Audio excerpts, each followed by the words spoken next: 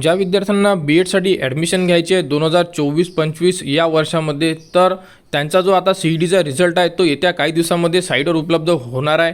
कारण त्याबद्दलचे पूर्ण जे परिपत्रक आहे हे साईटवर उपलब्ध करून दिलेले आहे. तर आता रिझल्टसुद्धा काही दिवसांमध्ये साईटवर उपलब्ध करून देण्यात येणार आहे. त्यानंतर जे कॅप राऊंड असणार आहे ते कॅप राऊंडसुद्धा रिझल्ट लागल्यानंतर लगेच सुरू होणार आहे.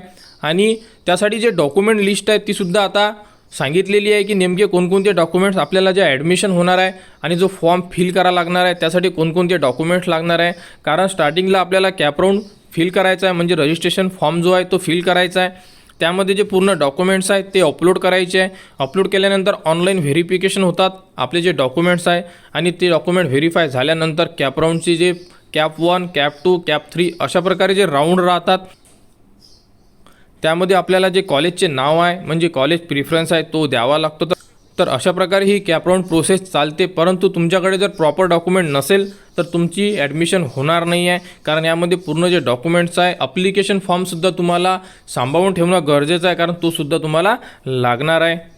तर बघा, बी एडचा जो कॅप राऊंड सुरू होईल त्यासाठी जे इम्पॉर्टंट डॉक्युमेंट्स आहे ही डॉक्युमेंट लिस्ट आहे. तर यामध्ये पहिले डॉक्युमेंट्स आहे तुमचा अप्लिकेशन फॉर्म. जो फॉर्म तुम्ही सी ई टी सेलला जाऊन फिल केलेला आहे तो अप्लिकेशन फॉर्म तुम्हाला लागणार आहे फॉर्म फिल करताना कॅप राऊंड प्रोसेसला. त्यानंतर तुमचं जे ॲडमिशनचं जे स्कोर कार्ड येणार आहे म्हणजे रिझल्टची जे कॉपी येणार आहे ती कॉपीसुद्धा तुम्हाला फॉर्म फिल करताना लागणार आहे कॅप राऊंडसाठी.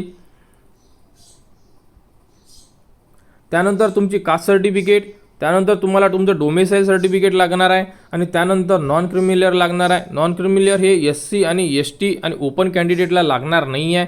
बाकी ज्या कास्ट आहेत त्यांना नॉन क्रिमिलियर लागणार आहे. त्यानंतर कास्ट व्हॅलिडिटी ओपन कॅन्डिडेटला सोडून बाकी सर्व कास्टला तुम्हाला कास्ट व्हॅलिडिटी द्यावी लागेल. त्यानंतर 10वीची मार्कशीट म्हणजे SSC मार्कशीट, HSC मार्कशीट म्हणजे 12वीची मार्कशीट हे सुद्धा तुम्हाला द्यावं लागणार आहे. त्यानंतर तुम्ही जे डिग्री केलेली आहे त्या डिग्रीची मार्कशीट तुम्हाला द्यावं लागेल. परंतु यामध्ये पूर्ण सेमिस्टरच्या मार्कशीट द्यावं लागेल तुम्हाला. जर तुमची डिग्री 3 वर्षाची असेल तर तुम्हाला 6 मार्कशीट द्यावं लागेल पर सेमिस्टर वाईज असेल तर, आणि इयर वाईज असेल तर तुम्हाला 3 इयरच्या 3 मार्कशीट द्यावं लागेल. आणि जर तुमची डिग्री 4 वर्षाची असेल तर तुम्हाला त्याच्या 8 मार्कशीट द्यावं लागेल जर सेमिस्टर पॅटर्न असेल तुमचं तर अशा प्रकारे पूर्ण सेमिस्टरच्या मार्कशीट तुम्हाला द्यावा लागणार आहे.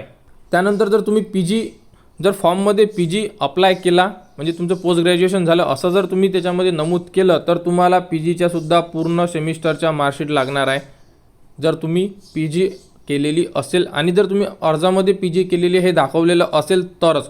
यामध्ये सुद्धा जर PG 2 वर्षाची असते, इयर वाईज तर नाही आहे, सेमिस्टर वाईजच आहे, त्याच्यामुळे 4 मार्कशीट तुम्हाला द्यावं लागणार आहे.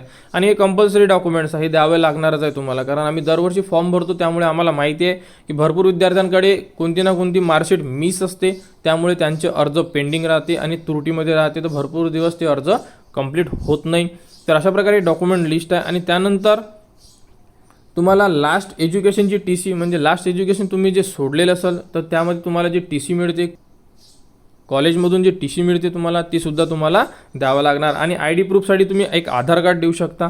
आणि हे रिझर्वेशन सर्टिफिकेट म्हणजे जर कोणाकडे हँडिकॅप, एक सर्व्हिसमॅन अशा प्रकारे जर कोणतं रिझर्वेशन असेल तरच हे सर्टिफिकेट तुम्हाला द्यावं लागेल, अन्यथा याची गरज नाही आहे.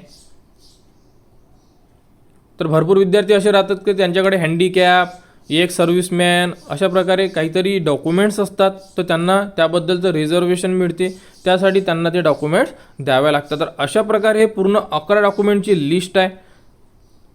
तर ज्या विद्यार्थ्यांना BEdसाठी अर्ज करायचे आहे त्यांनी लवकरात लवकर हे डॉक्युमेंट्स रेडी करून ठेवा. भरपूर विद्यार्थ्यांकडे सर्व डॉक्युमेंट्स आहे परंतु नॉन क्रिमिलियर एक्सपायर झालेलं असते, ते काढलेलं नसते, त्याच्यामुळे सुद्धा अर्ज पेंडिंग राहतात. आणि त्यानंतर कास्ट व्हॅलिडिटी तर भरपूर विद्यार्थ्यांकडे नसते, तर तुम्ही कास्ट व्हॅलिडिटीला सुद्धा आता अप्लाय करू शकता. BEdचा जो अप्लिकेशन फॉर्म आहे तो फॉर्म दाखवून तुम्ही कास्ट व्हॅलिडिटीसुद्धा काढू शकता. तर हे सर्व डॉक्युमेंट जे आहे ते रेडी करून ठेवा.